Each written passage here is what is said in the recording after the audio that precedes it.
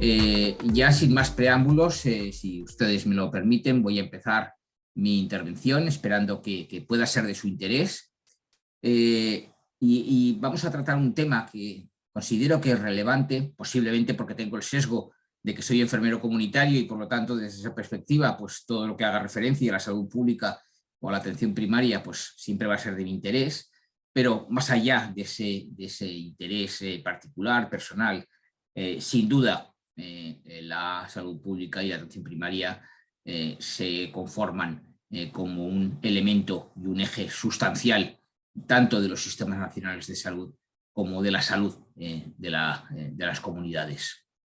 Esto además en vísperas para ustedes, para mí ya en el día de hoy, el Día Internacional de las Enfermeras, es todavía un elemento o un dato de mayor satisfacción y por lo tanto, como ahora podremos comprobar, considero que tanto en el ámbito de la salud pública como de la atención primaria, las enfermeras no es que tengamos mucho que decir, es que tenemos mucho que liderar.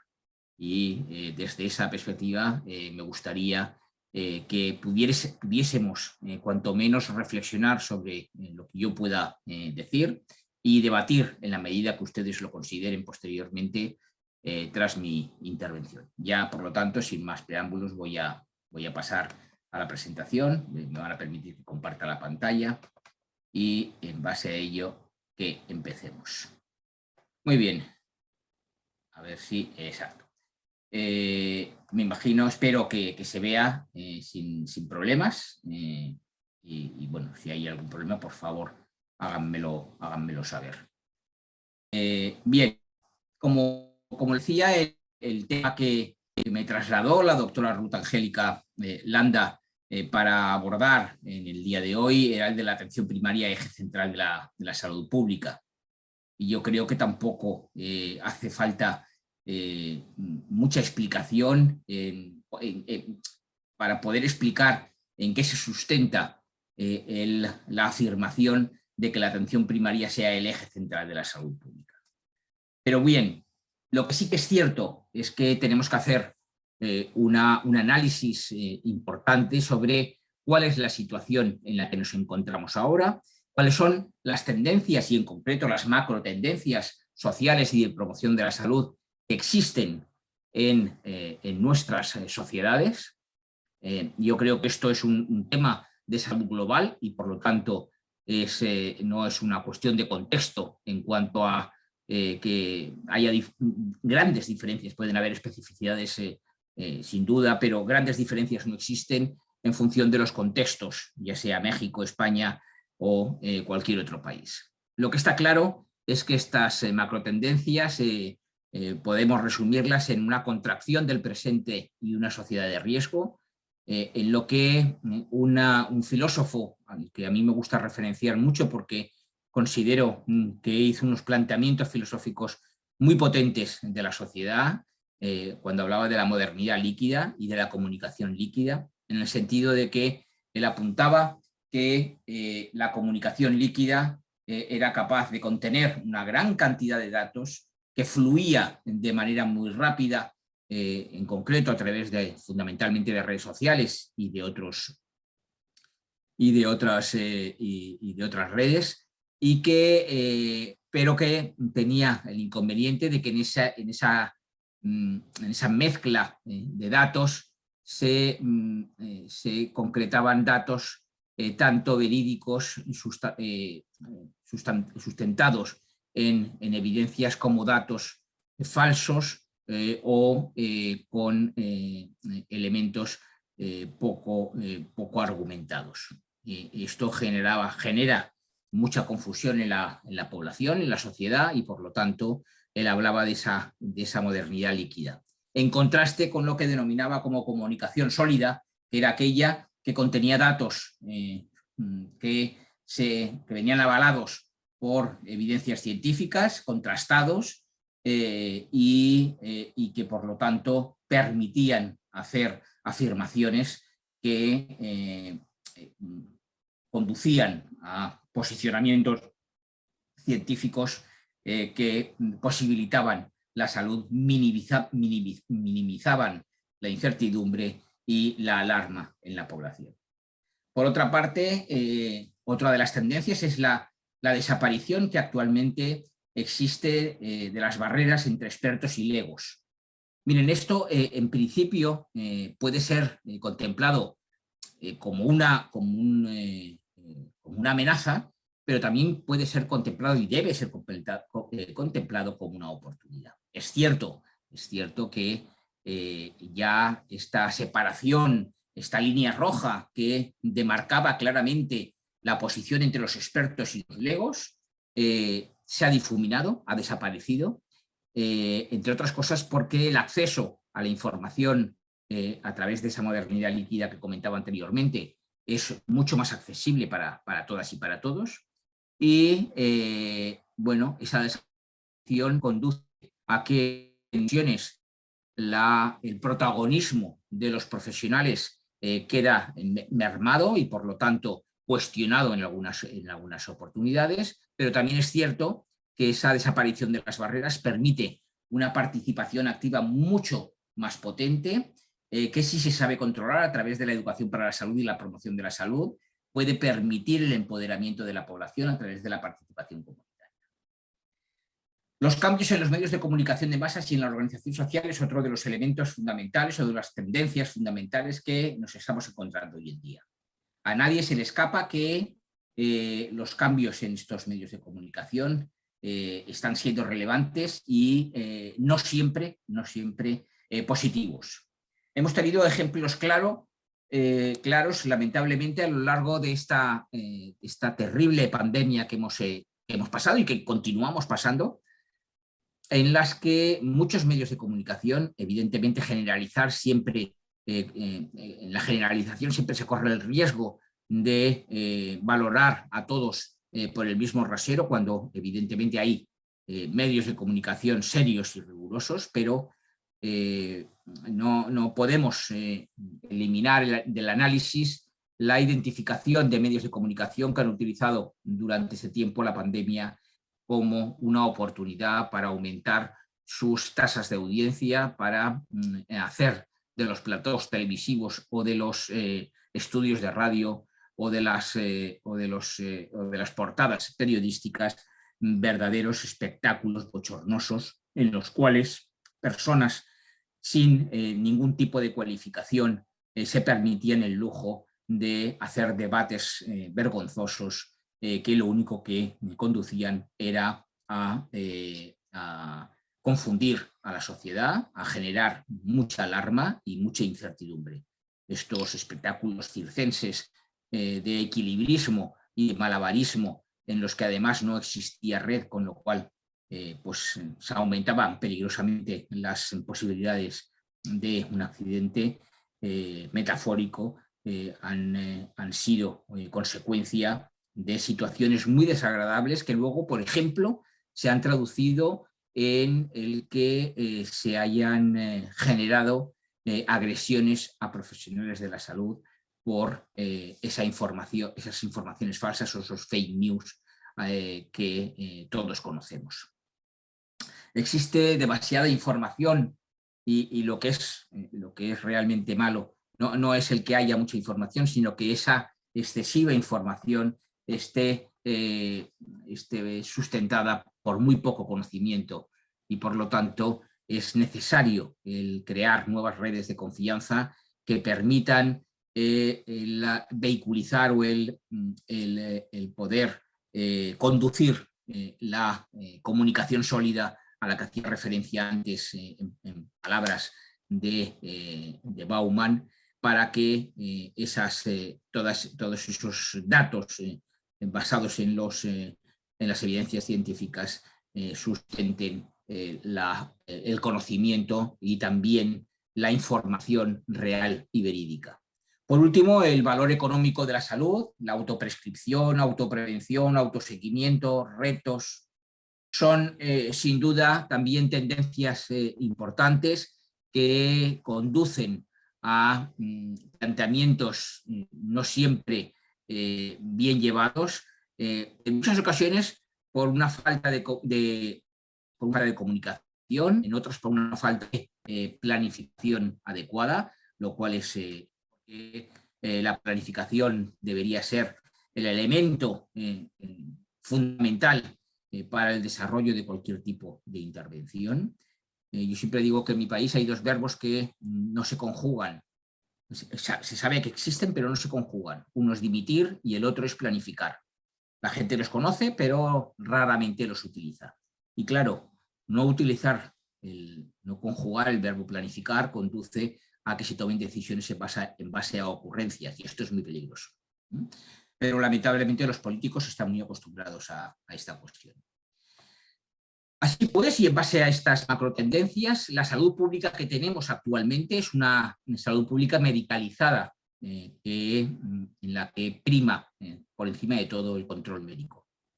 Un control médico que evidentemente hace que se impregne de un paradigma totalmente medicalizado, sanitarista, patriarcal, fragmentado, centrado en la enfermedad y alejado de la salud.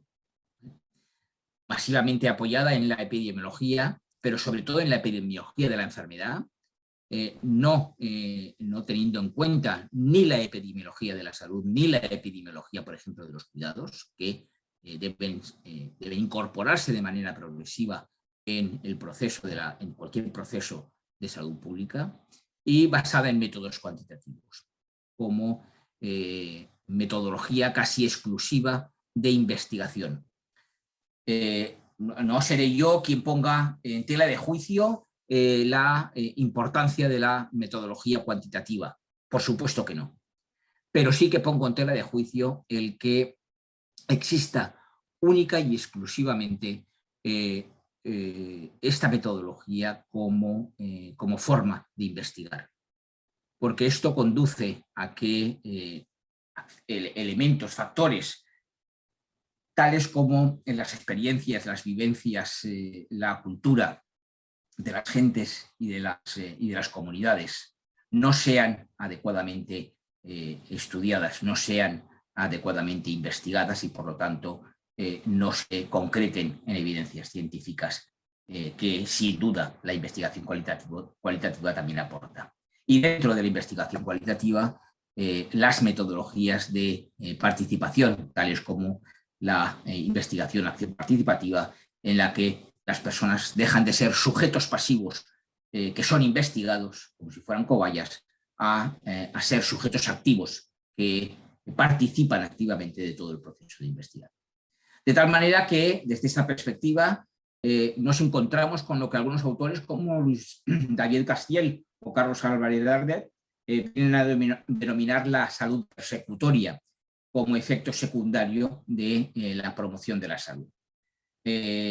¿Cuántas veces no nos hemos encontrado con las consecuencias de un mal planteamiento, de una mala planificación de la promoción de la salud, porque ésta se realiza, al igual que la educación para la salud, desde una perspectiva totalmente coercitiva, negativa, de castigo, de alarma, y por lo tanto esto, lejos de producir un cambio de conducta o de hábito en las personas, lo que hace es o bien fortalecer la conducta negativa, o bien el buscar otras vías que desde luego escapen a esa persecución a la que se le somete a la naturaleza. En base a esto, por lo tanto, es decir, esto sería lo que actualmente tenemos, con mayor o menor precisión en unos u otros contextos, pero que va a estar muy cercano a ser algo homogéneo, y tendremos que identificar qué salud pública necesitamos. Pues miren, necesitamos una salud pública diversa. Como diversa es la sociedad en la que se integra y a la que tiene que dar respuestas. Una sociedad que es dinámica, cambiante, y que por lo tanto debe de adaptarse permanentemente a las necesidades y demandas que plantea la población. Una salud pública que tiene que incorporar elementos tales como la multiculturalidad, que sin duda es un elemento clave de las intervenciones que vayamos a desarrollar.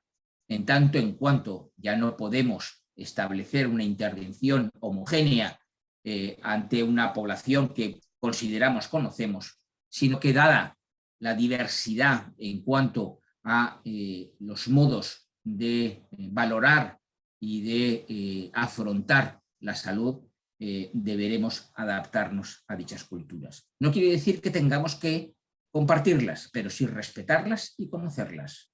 Tenemos que tender hacia una salud pública ecléctica, es decir, una salud pública en la que podamos integrar procesos, programas, experiencias ya trabajados, ya desarrollados en otros ámbitos o en otros contextos y que sabemos que son exitosas y que por lo tanto pues pueden incorporarse de una manera activa y real. Tenemos que tener en cuenta que, como en casi todo en la vida, pero en la salud también, incluso en mayor medida si cabe, prácticamente está todo inventado ya, con lo cual, como se suele decir, para inventos la gaseosa. Quiere decir que aquí de lo que se trata es de identificar qué experiencias han tenido éxito para trasladarlas, contextualizarlas a nuestro entorno y en base a ello, pues ver cómo se comporta. Y por último, una salud pública participativa. Ya está claro que no podemos hablar ya de salud pública, no podemos hablar de promoción de la salud, de educación para la salud, si no hablamos de participación real y activa de las personas, las familias y las comunidades en la toma de decisiones de sus procesos de salud y enfermedad.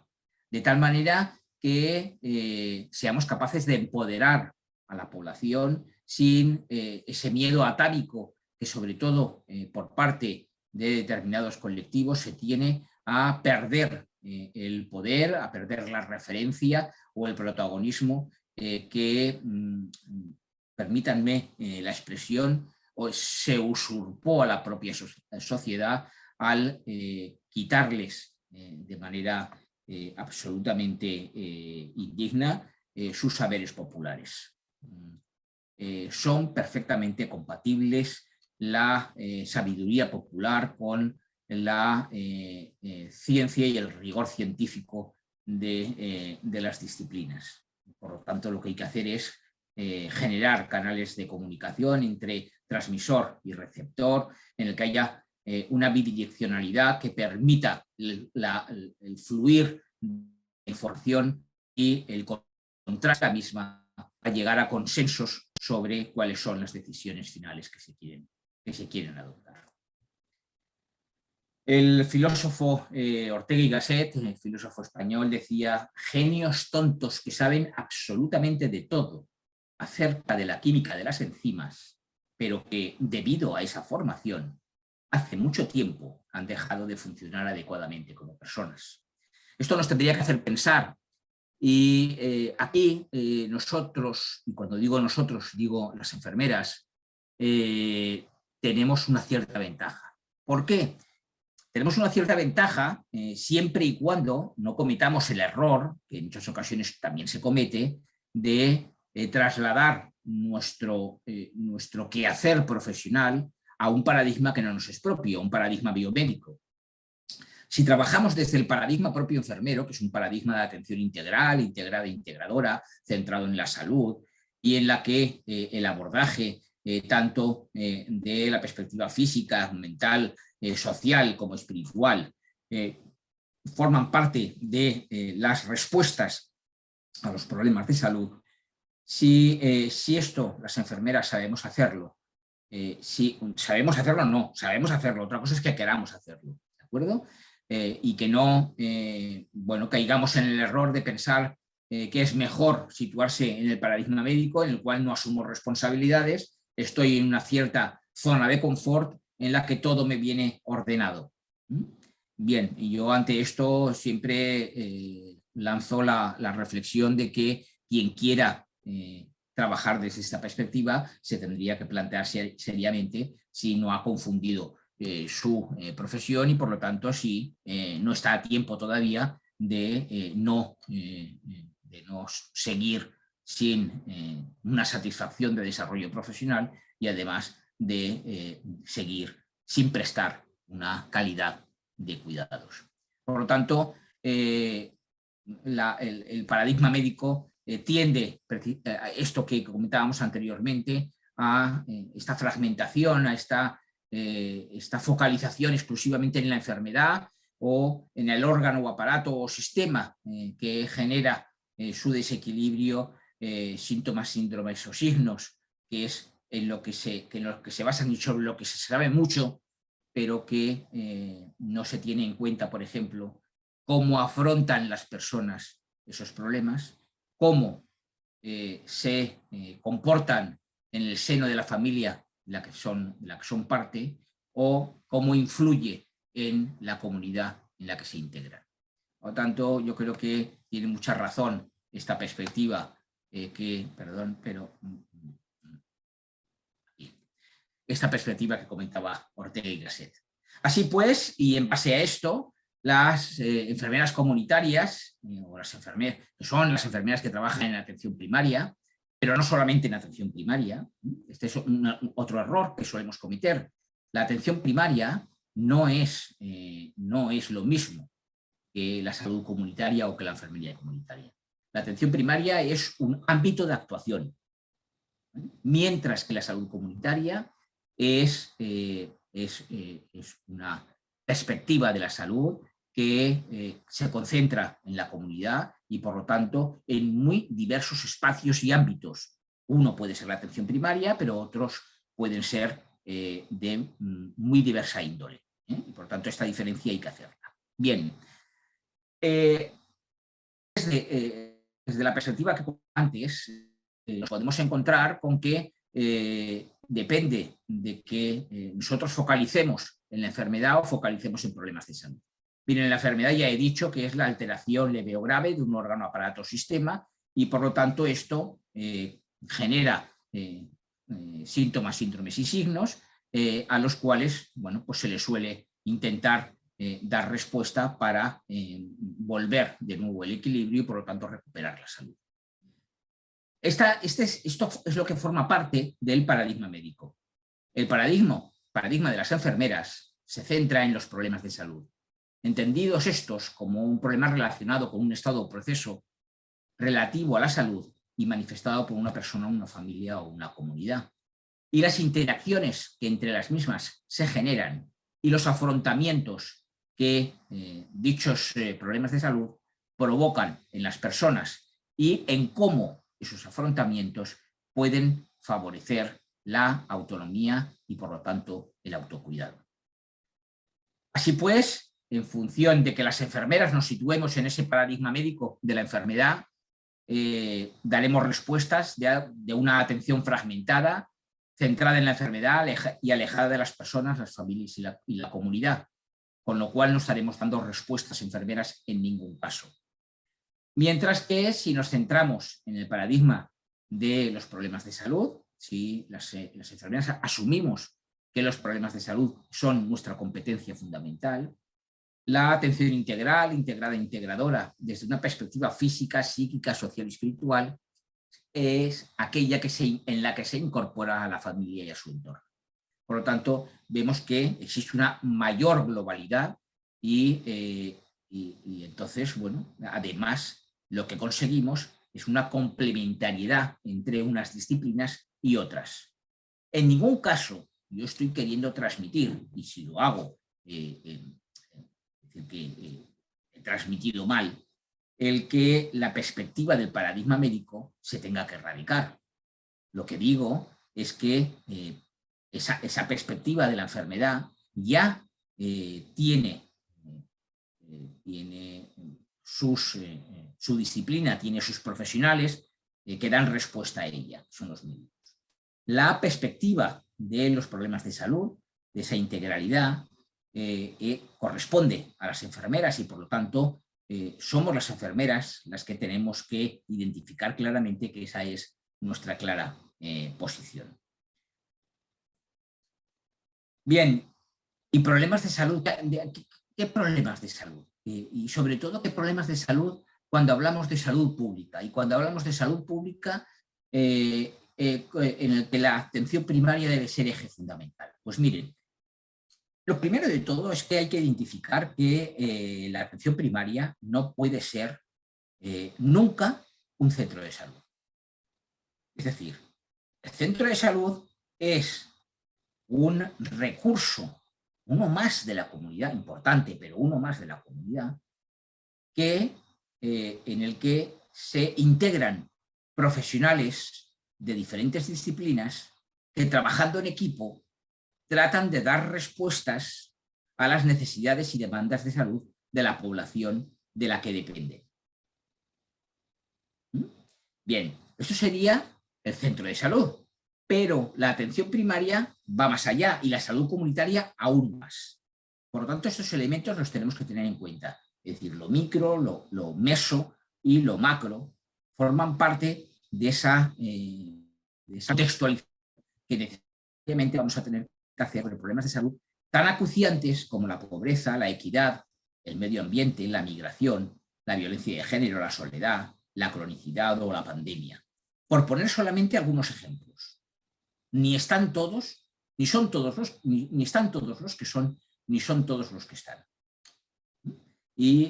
Pero sí que es cierto que hoy en día los problemas demográficos, de cambio de estructuras familiares, de problemas sociales y económicos, de vulnerabilidad, incluso de guerra ahora mismo, están provocando problemas de salud muy importantes en la población. Fíjense cómo si cogemos cualquiera de estos problemas de salud, no podemos identificar síntomas, signos y síndromes. No los hay. Pero todos estos problemas de salud van a ocasionar muchas enfermedades. Y por lo tanto va a ser muy necesaria el que haya una intervención coordinada en la que la autonomía de las diferentes disciplinas, a través de un trabajo transdisciplinar, permita dar respuestas centradas en los objetivos fundamentales de la sociedad, de lo que debemos de responder a la sociedad, y no en las necesidades corporativas de las diferentes disciplinas que conforman los equipos, que es algo que también suele darse con relativa frecuencia.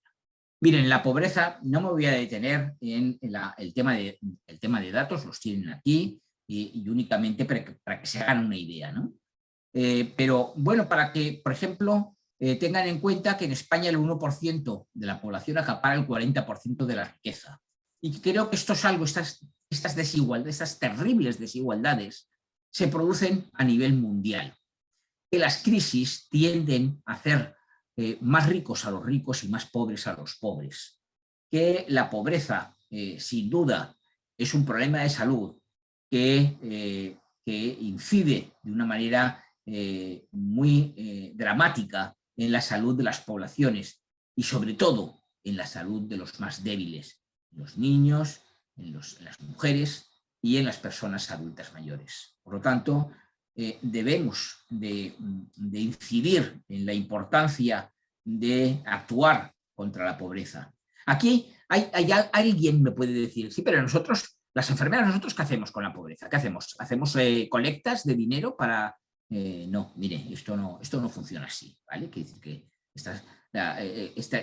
este análisis simplista puede corresponder a otro ámbito, pero desde luego no puede ser nunca el análisis riguroso y científico de una ciencia como la enfermera. Por lo tanto, es evidente que tenemos elementos de acción como la abogacía de la salud, el respeto a los derechos humanos, la equidad, que deben incorporarse y que además son elementos que no son una opción para las enfermeras, sino que son una obligación. Y esto lo tenemos que tener también meridianamente claro.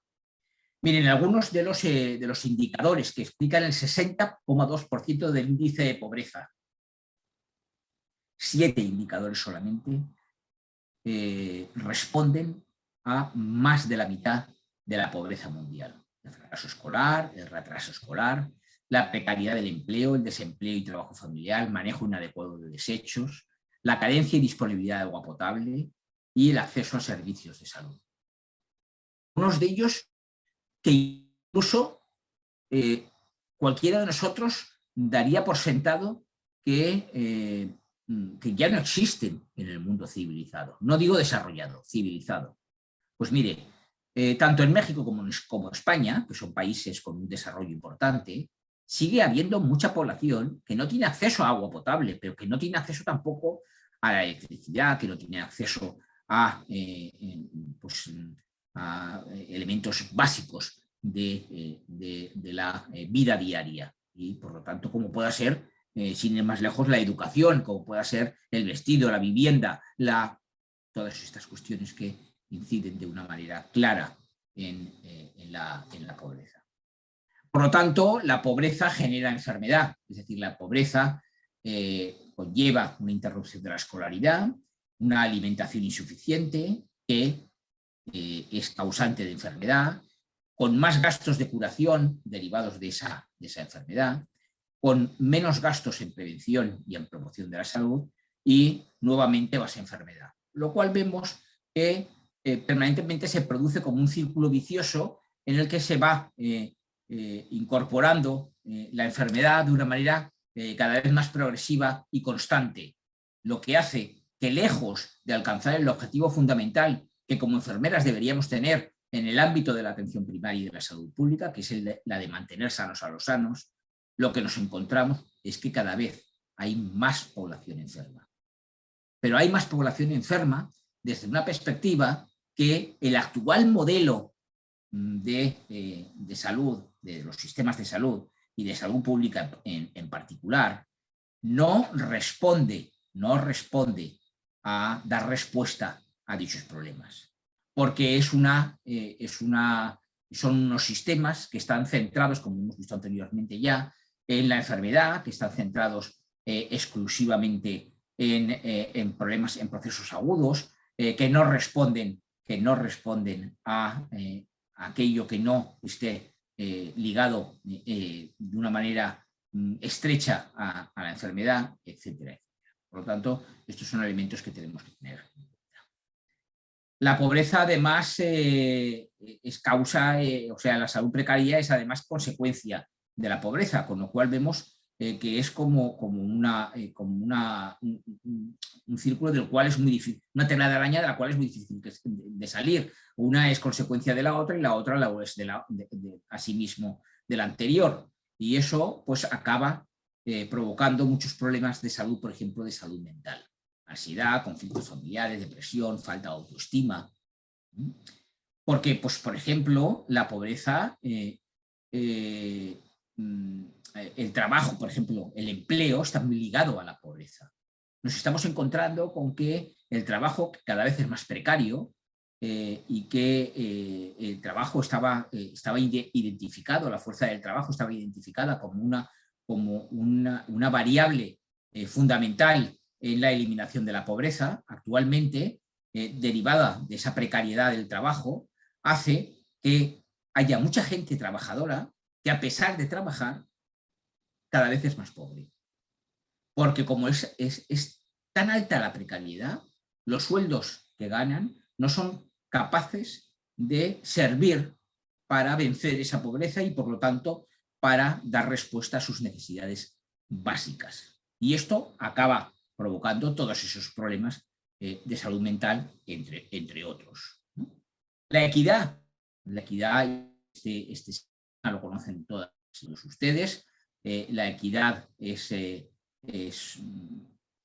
fundamental en la prestación y la generación de salud en las poblaciones. No se trata de la igualdad, porque desde la igualdad es lo que hemos comentado anteriormente, los ricos cada vez son más ricos y los pobres cada vez más pobres, la realidad de la derecha. Y la equidad consiste en que darle más al que menos tiene y darle menos al que más tiene. Lamentablemente, el que más tiene siempre exige más y, como está en una posición de poder, lo consigue. El que tiene menos capacidad de pedir y, por lo tanto, acaba por no recibir absolutamente nada e incluso lo poco que tiene se le quita. El aumento de la desigualdad en los países de la OCDE, en los cuales participa tanto México como España, y que tenemos el dudoso privilegio de compartir la cabeza de la mayor desigualdad. En primer lugar España y en segundo lugar México. Qué liderazgo más deshonroso y más patético, ¿no? Bueno, pero es lo que tenemos, es lo que hay, y por lo tanto debemos hacernos mirar qué es lo que estamos haciendo para que esto esté sucediendo. Pues posiblemente estamos haciendo una mala distribución de la riqueza, estamos haciendo una inadecuada racionalización de los recursos, tanto materiales como humanos, etcétera, etcétera. Por lo tanto, existen otros factores que cada vez están más presentes, como se recoge en las últimas tendencias de las ODS, los Objetivos para un Desarrollo Sostenible, y en el que el medio ambiente está claro que juega un papel fundamental en el desarrollo sostenible de las sociedades. Miren, el panorama general que nos encontramos es este que vemos aquí, ¿no? La mayor parte de muertes por factores medioambientales se deben a enfermedades no transmisibles, y si los países no adoptan medidas para los ambientes en los que vive y se trabaja, sean sanos, para que estos ambientes sean sanos, millones de personas seguirán enfermando y muriendo prematuramente. Y aquí tienen algunos datos de lo que está sucediendo, ¿no? Vemos que el 23% de las muertes están relacionadas con el medio ambiente, lo cual pues, no deja de ser un escándalo. Las 10 causas principales de muerte relacionadas con el medio ambiente pues las tienen aquí, desde los accidentes cerebrovasculares, pasando por la cardiopatía isquémica, hasta llegar a los suicidios. Sin duda nos tendrían que hacer pensar en que hay que establecer una serie de mejoras en las que la salud pública en general y la atención primaria en particular tienen una responsabilidad, no una competencia, que también una responsabilidad muy importante para tratar de revertir estas situaciones. Pero miren, esto que estamos diciendo, esto ya venía recogido en la conferencia de Alma-Ata de 1978. Es decir, es que la conferencia de Alma-Ata, lo que ha sucedido es que se ha olvidado.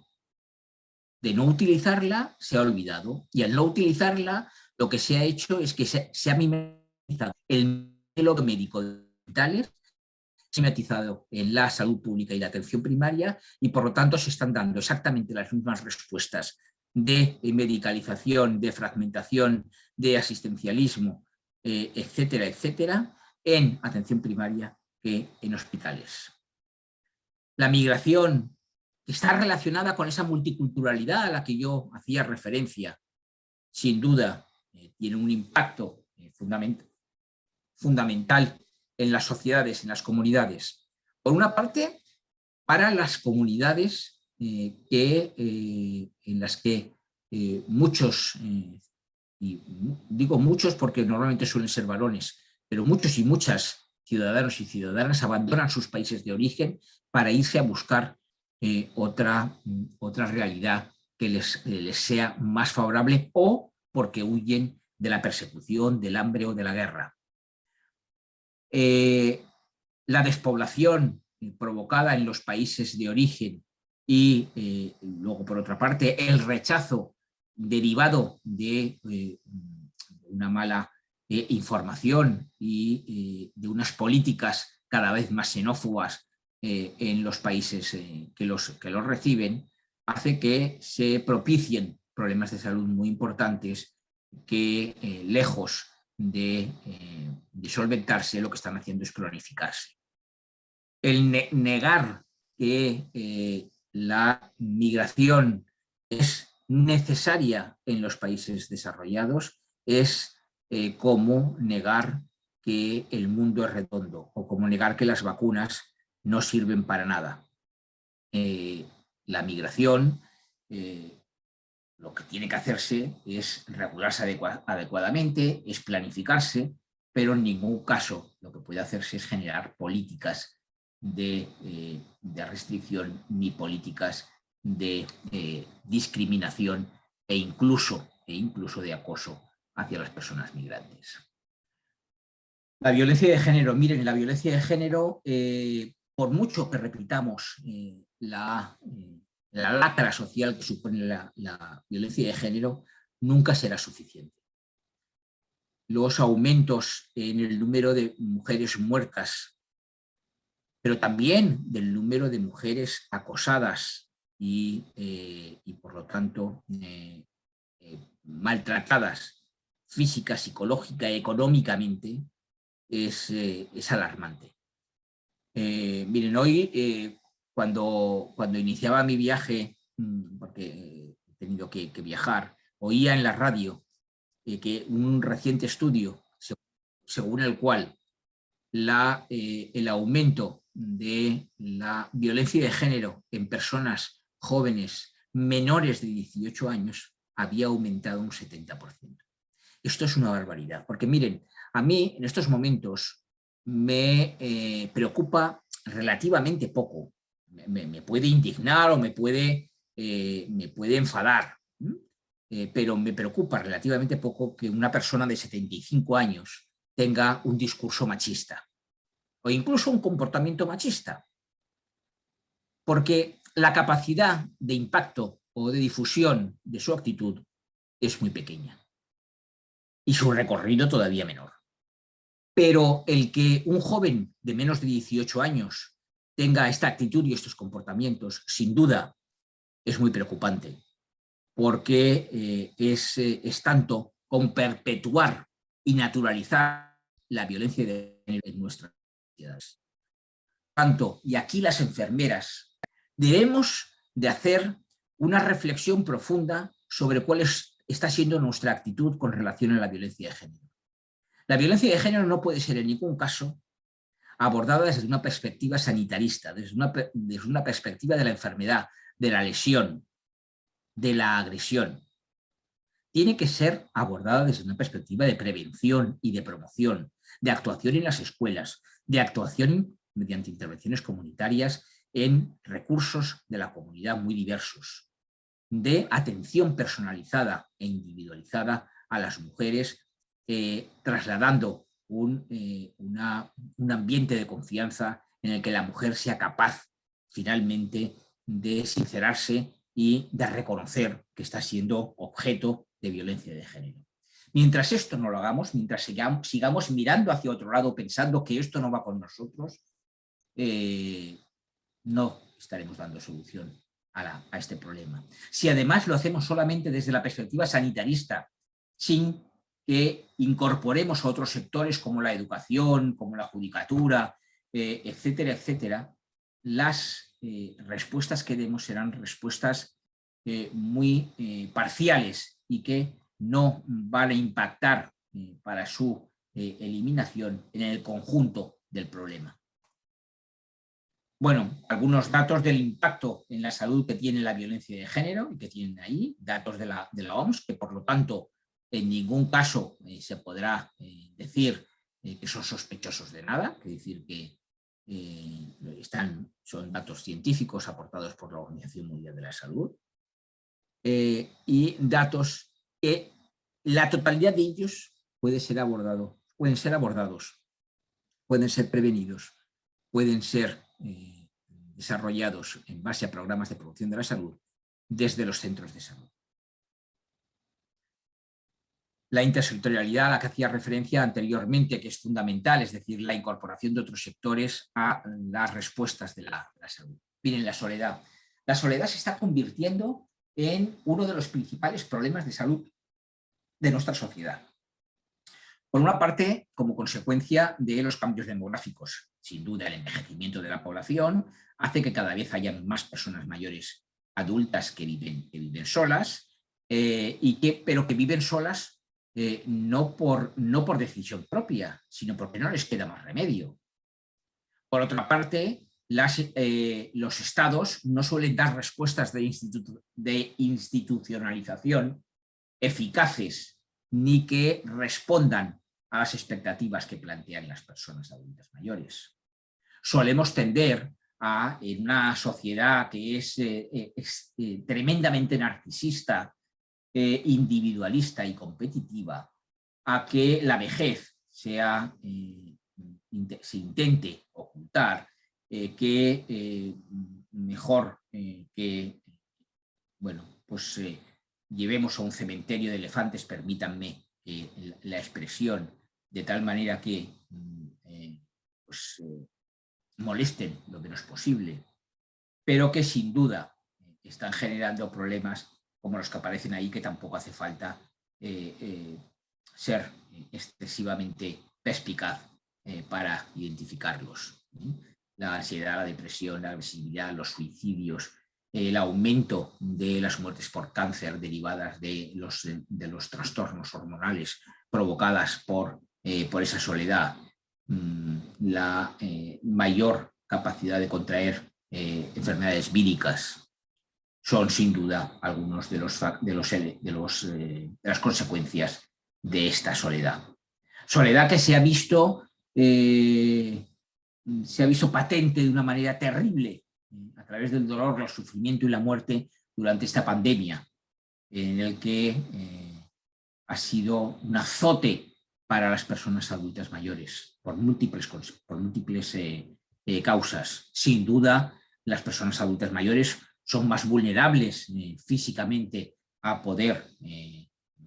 los efectos de una pandemia como la de la COVID, pero también es cierto el hecho de que la vulnerabilidad no venía determinada exclusivamente por la merma en sus capacidades de respuesta inmunológica, sino por las condiciones de vida en las que estaban, o en las que en ocasiones murieron solos absolutamente, o en residencias en las que como consecuencia de los confinamientos murieron también solos porque no se permitía la presencia de las familias, lo cual incidía por una parte en que la persona adulta mayor moría sola sin poderse despedir de su familia, y su familia que no podía despedirse de la persona adulta mayor.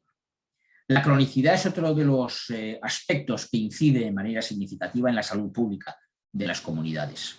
Yo creo que eso también lo identificamos todos y todas. Pero desde mi punto de vista, y evidentemente está sujeto a debate, las respuestas que se están dando desde los sistemas de salud, desde esos sistemas de salud y desde esa salud pública tan medicalizada que comentaba, las respuestas que están dando, lo único que están haciendo es cronificar la cronicidad.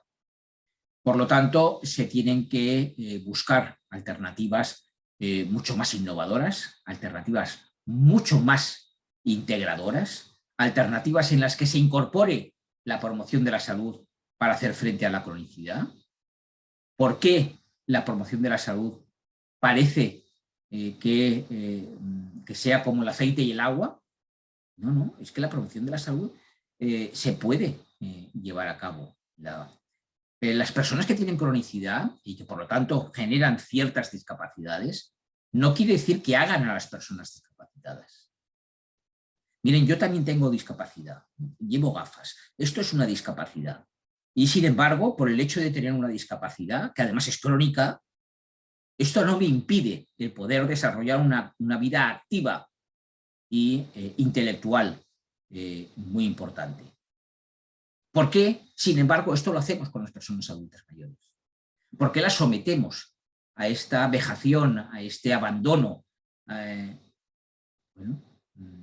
a que los cuidados a las personas adultas mayores sean identificados como cuidados menores o cuidados que no queda más remedio que hacer, pero que realmente nadie tiene interés en hacer?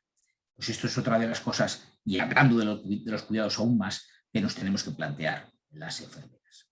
Miren, y dentro de este proceso en el que en el entorno de las familias, sin duda, y en nuestras culturas, tanto en la cultura mexicana como en la cultura española, el cuidado de los cuidados familiares de unos miembros a otros, que se focaliza fundamentalmente en las mujeres por razones culturales y de educación, que también deben de ser analizadas y cambiadas, hacen que las cuidadoras familiares tengan que ser también foco de atención de los profesionales en general y de las enfermeras en particular.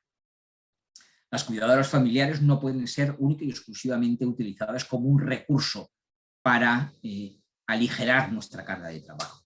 Las cuidadoras familiares tienen que ser identificadas como personas que requieren de atención personalizada por parte de los profesionales y de las enfermeras en particular, de tal manera que sean capaces de compaginar los cuidados que prestan a sus familiares con los cuidados que sí o sí requieren como personas, para que no se produzca un abandono del autocuidado, de la autoimagen, y por lo tanto que se empiecen a generar una serie de problemas de salud muy importantes que deterioran sin duda la salud de las personas y por lo tanto el hecho de cuidar prolongadamente en el tiempo puede ocasionar una gran carga física, mental y emocional. Yo creo que esto todos lo tenemos claro y lo identificamos. Bueno, pues si lo hacemos, ¿por qué no incidir? ¿Por qué no actuamos a este nivel? En muchas ocasiones, quien más atención requiere no es la persona cuidada, porque ya la cuida el familiar. Los cuidados básicos ya se los presta el familiar y se los presta además con calidad y excelencia. Pero la respuesta de cuidados que requiere la cuidadora o el cuidador familiar, sin duda son fundamentales. Y ahí lo que se requiere es un aporte de cuidados profesional. Hay que capacitar a los cuidadores para un estilo de vida en el que puedan combinar lo que les decía, el cuidado de la persona y el cuidado de quien cuida.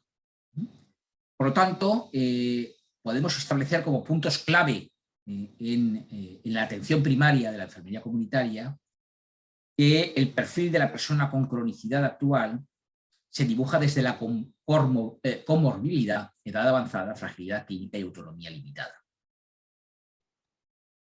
Eliminando u obviando factores muy importantes de ese perfil de la persona con cronicidad, que sin duda contribuirían de manera muy significativa a minimizar los efectos de dicha cronicidad.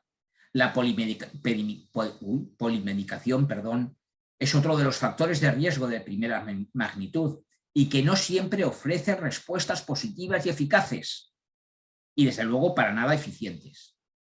Tenemos que tender a incorporar cada vez más las indicaciones terapéuticas sociales mediante la movilización de recursos que den respuesta.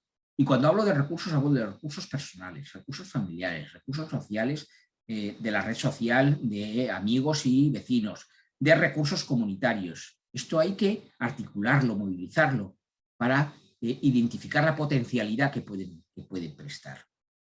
Miren, hay estudios que ya indican la importancia de estas indicaciones sociales, como por ejemplo la indicación cultural en personas con cronicidad o la indicación de actividad física. Son respuestas terapéuticas que podemos manejar perfectamente las enfermeras, que debemos manejar perfectamente las enfermeras para tratar de dar respuesta a estos problemas. Tenemos que modificar el modelo de atención curativa que existe actualmente, que está centrado en contactos episódicos y agudos y que no es adecuado, por supuesto, para la cronicidad. Tenemos que hacer un enfoque cada vez más integral de las intervenciones de promoción, preventivas, de la coordinación intersectorial sociosanitaria y de la implicación activa del paciente, del cuidador y de la familia. Y esto requiere intervenciones profesionales rigurosas, para las cuales las enfermeras somos competentes. Pero vuelvo a repetir, nos resulta mucho más cómodo dar la respuesta cómoda de falta de asunción de responsabilidad. Y miren lo que les voy a decir, lo que es responsabilidad de todos acaba por no ser responsabilidad de nadie. Y al no ser responsabilidad de nadie acaba por no hacerse. Y entonces es lo que sucede. Estas son las respuestas que se tienen. Aquí tenemos yo creo que es un esquema que todos conocemos y que hace referencia a la importancia de las condiciones socioeconómicas, culturales y ambientales en la salud de las poblaciones y en los diferentes ámbitos de la vida diaria y que influyen a lo largo de todos los ciclos, de todo el ciclo vital de las personas y de sus familias. Este esquema yo creo que es mundialmente conocido, pero siempre me gusta utilizarlo para que se vea que el 90% de inversión que obtiene el sistema sanitario tiene una influencia sobre la salud de la población de un 11%.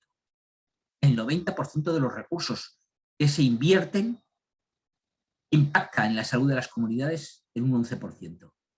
Sin embargo, el 1% que supone los estilos de vida en cuanto a inversión, es decir, lo que se invierte en estilos de vida, que supone un 1%, tiene un impacto sobre la salud de las poblaciones del 43%. Y así podemos continuar. Por lo tanto, estos son los elementos que debemos tener en cuenta. Ya para como conclusiones, establecer que se precisa una nueva configuración de la salud pública, desarrollando sistemas de salud universales acompañados de una nueva gobernanza global de salud. En la actualidad las enfermeras tienen que responder a múltiples situaciones, muchas de ellas complejas y sobre todo individuales, que requieren escucha activa y empatía. La espiritualidad, la conciencia, el autoconcepto, el modo de vida, el bienestar, los sentimientos, las emociones, los vínculos, las relaciones, son dimensiones que la práctica enfermera debe tener en cuenta. Y por último, la atención integrada e integradora de personas, familias y comunidades desde la participación comunitaria y la intersectorialidad.